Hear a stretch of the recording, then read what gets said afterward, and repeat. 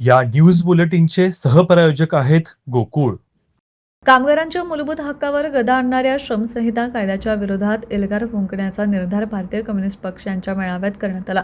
श्रमसंहिता कायदा रद्द करावा तसेच संविधानाच्या संरक्षणासाठी आगामी काळात तीव्र व व्यापक संघर्ष उभारण्याचा संकल्प यावेळी व्यक्त करण्यात आला.